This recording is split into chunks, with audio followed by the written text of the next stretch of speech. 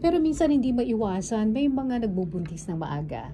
Yung mga teenagers pa lamang, no, na medyo nadala ng kanilang kapusukan, nakabuo. So, paano kapag teenager, ano ang mga panganib ng pagbubuntis ng isang teenager? Okay, number one, ma'am, is ang pinakamalaga, compliance. Mm-mm. Kasi dahil hindi sila prepared magbuntis, hindi sila nagpapa-check up. Mm-mm. Remember that we do prenatal check up to make sure that the mother and the baby is healthy. So it goes to show na pag hindi ka nagpapa-check up, hindi ka naaalagaan ng husto. Halimbawa, hindi na check, okay ba yung dugo mo? Yung pulang dugo mo, okay ba? May infection ka ba sa ihi, sa daanan ng ihi o sa vagina? Siyempre, hindi yan naaalagaan. Ultimo yung kabuuan ng mga patients. Mm-hmm. So, yung mga teenage pregnancy, medyo mas mahirap sila in terms of yung compliance nila sa mga check-up nila since they are not prepared. Di ba katulad na sinabi ko kanina? Mm-hmm. The best time to get pregnant when you are physically, emotionally, mentally, and financially prepared. Mm-hmm. So parang dun pa lang medyo tabingin na yung sa... Puro XXX. Yes. So that's why really, kailangan talaga natin silang i-prenatal check-up. Pero yung body nila, can they handle the pregnancy naman? Well, actually, depende po kasi yan sa age. Siyempre, when you are too young, siyempre, yung increase ng blood circulation galing sa baby, maaring hindi ma-handle ka agad ng bata. Kasi bata ka pa, hindi pa ganun ka-developed yung full body mo eh. So, depende sa age. Like when you're too young, 13, hindi ka pa ready, hindi pa ready tanggapin ng katawan yung increased blood loss. So, increased blood circulation sa body. So, pwedeng mahirapan ka. Pero kung yan, mga 19 ka na, kaya na yun. Pero yung mga sobrang young, medyo mahihirapan din talaga sila. Oo. Yun. Paano yung panganganak, mahirapan din sila? Well, alam mo yung katawan natin, nag-a-adapt naman siya. Even yung sa vaginal area natin, yung pelvis natin, nag-a-adapt siya. So, depende rin po sa laki ng magiging baby nila. So, mag-a-adapt naman po yun. Kasi parang may slow maternal adaptation from first week, second week, first trimester, second trimester, third trimester.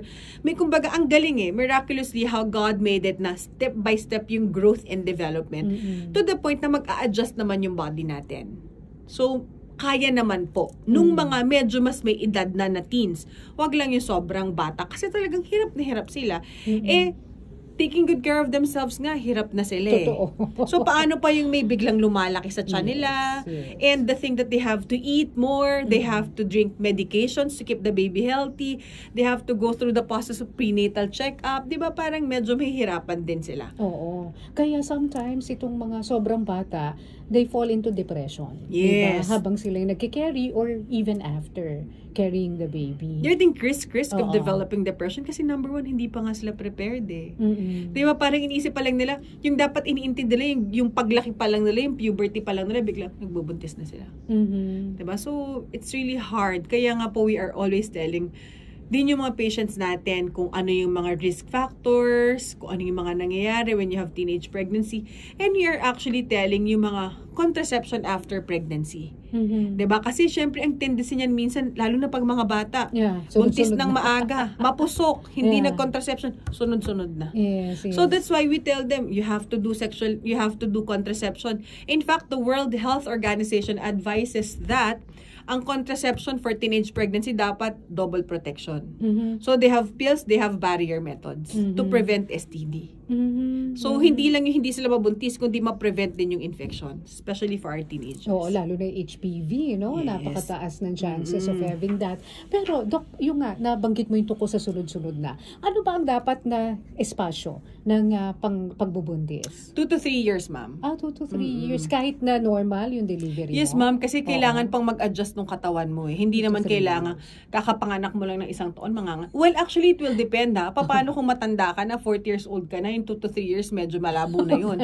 So, dapat mas bilisan mo na. Pero pag medyo may time ka pa, as much as possible, 2 to 3 years, palakihin mo rin naman muna yung anak mo. Kasi syempre, the baby needs attention and time and love. Hindi naman pwedeng sunod-sunod, tapos syempre, yung attention mo dun sa isa, mawawala na kaagad kapag nagkaroon ka na kaagad ng second child. So, at saka baka hindi ka pa nakaipon. Ang mahal ng diaper. Financial, malaking bagay yan. Kasi syempre, dyan magbo-boil down lahat pag Diba? Kapag kunyari, talagang nagkakaubusan na ng pera dahil dun sa pagpapalaki ng inyong anak. So, 2 to 3 years ang pagitan, hanggang ilan lang dapat ang pwede ipagbuntis na isang Well, actually, depende naman yun, mami. I cannot tell exactly kung ilan. Kasi syempre, depende. Kunyari, may sakit ka sa puso, hindi ko naman pwedeng sabihin sa'yo mag-anak ka pa ng 2 o 3. So, depende rin po yun sa condition ng patient natin.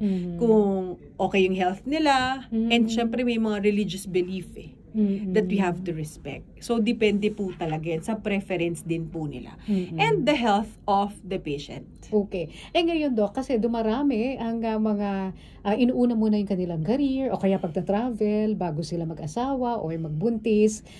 Meron bang nare-recommenda ngayon na yung pwedeng imbak mo na raw nila yung eggs nila? Yeah, we do egg freezing in the Philippines. So if you want to pursue your career, we have to remember that your eggs cannot wait. Yung itlog mo, ma'am, nauubos talaga yun As we age, continuously nauubos ang bilang at kalidad ng ating itlog. And if you want to pursue your career, by all means, pwede mong ituloy. Yun lang, mag-save ka muna ng itlog mo. Para, for example, if eventually you'll decide to settle at a very medyo advanced age na, meron kang itlog na mas batang nakastore. Ganon. Para, kasi, I remember it was Alice Dixon, di ba? Nag-store siya, 40 years old siya. Tapos, nanganak siya, 52 years old siya. Siya rin pa nag-carry nun? Yeah, di ba? Surrogate yata siya. Okay. Surrogate siya, but I think it's her egg. Pero egg pa rin niya. Oo. Pwede ka kasing mag-save ng itlog mo. So, tapos after nun, sa Philippines walang third party yan sa surrogacy. Pero you can save your egg para pag dumating ang panahon at gusto mo magkaanak at kaya mo pa, di ipalagay mo sa'yo rin. Pwede. Sa sarili mo rin. Oo. Yes.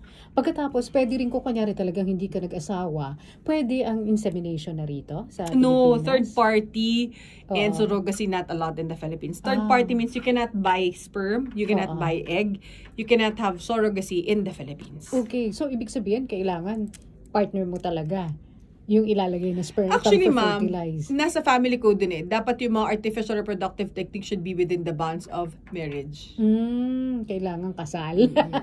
Dapat po talaga. Oo. Pero sa laboratorio na rin muna ginagawa before na ilagay kay mommy? Yes, Yung ma'am. fertilized egg?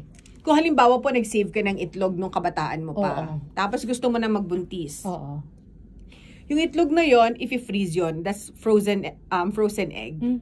Pag gusto mo nang mag-anak, tutunawin yon, ipa-fertilize ng sperm ng partner mo. Pag na-fertilize sa laboratory, siya kayo ilalagay sa'yo embryo na. Okay. IVF yon technically. In vitro fertilization na yun. Pero successful ba ang mga IVF? Yes, okay naman po ang success ng IVF sa Philippines, ma'am. You do that? Yes, ma'am. I do that. There are actually a lot of fertility specialists na rin po in the Philippines. Kaya nga pong sinasabi ko, pagka po may difficulty kayo in conceiving, tas more than 1 year na kayo nagtatry, better go to your infertility specialist. Ayan. Doc, mamaya, yung iyong